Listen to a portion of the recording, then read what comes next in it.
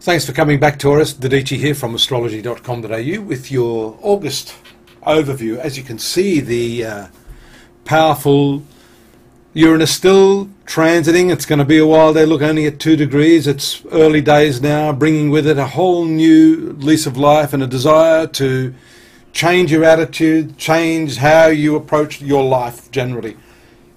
Look here, however, the very intense combination of planets here in your domestic sphere, and we see that the new moon, which takes place around the 11th or 12th, I believe, we'll soon see with the animation here.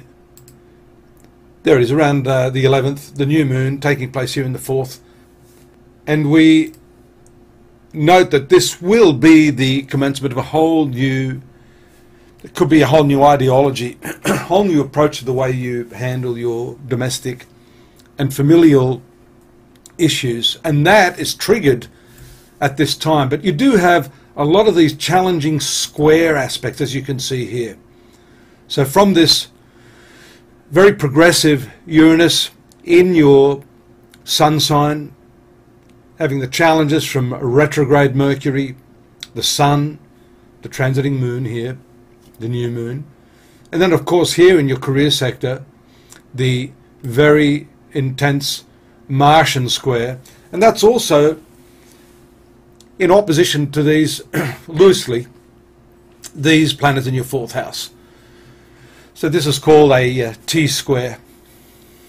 It's not quite a T-square because it's a little, earlier than that, because we see these planets having moved past that, but you're still experiencing the results of that throughout this cycle. So a lot of challenges in terms of the way you are managing family affairs, real estate and property.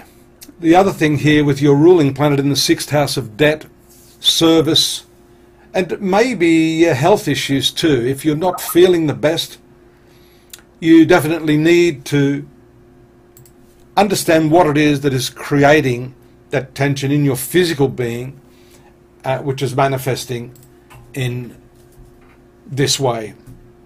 And around the 15th, straight after that new moon, you'll see that that could be triggered by the transit of the moon here. Overall, it's said that if you have the protective influence of Jupiter, as we see here throughout this 1 year or so transit of Jupiter in your 7th house, it can protect you in terms of all sorts of things. If you're having any difficulties financially, if you've got problems with your health, with your relationships, then this Jupiter aspect is very useful in terms of counteracting a lot of that stuff. This here, your ruling planet, in the right angle to Pluto during this transit from the 6th house, maybe shows that part of your health problem is indeed the approach you're taking to your work, the attitude that you're bringing to your work. Maybe you're too uptight about it. Maybe you're demanding too much of yourself. Maybe you're not really just allowing things to flow. That can also have a lot to do with not having the proper sort of scheduling, diarising what you want to do, allowing enough time between appointments or between tasks. Here we see the intense energy of Mercury and the Sun.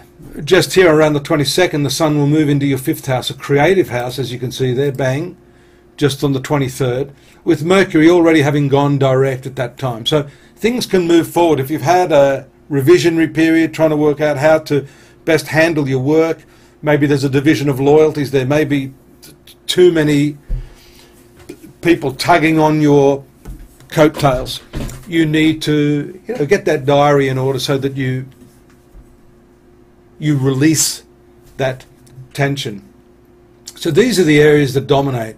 We see also here with Mars, Pluto and Saturn together in this 9th house of ideology, belief systems, etc. It's very, very critical to revise, if necessary, some of your most cherished beliefs. That's not usually easy. And we can see that there may be a creative solution to that, not just this.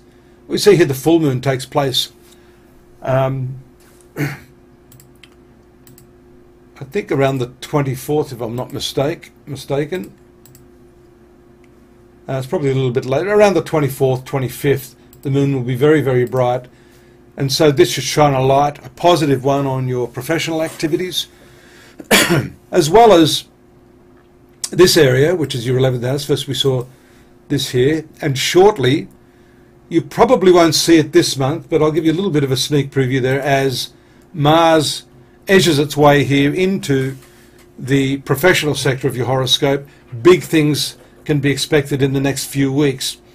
This idealistic combination of the moon and Neptune in your 11th house, that cautions you a little bit to not jump to conclusions with friends, assume too much. Fortunately, you have a nice aspect here from Jupiter to Neptune, and that's very fortifying to your relationships generally and your friendships. But get clarity on that. It simply means that your ideals may match those of your partner and those of your friends. So you need to collaborate, and that's shown also by this 5th house creative sun moving through this area for the next month, starting from around 23rd, 24th. A little low-key period there towards the end of the month, 29th and 30th, as the moon transits your 12th house of seclusion. That you need, and you can see that that's also going to be a way that you can start to resolve some of these issues that are possibly happening there within your domestic sphere. And also, if you have children, this 5th house has to do with children. A very nice aspect indeed, and one that can bring about some fruitful communications, shown by the moon ruling this 3rd house of Cancer, your communications and thinking house.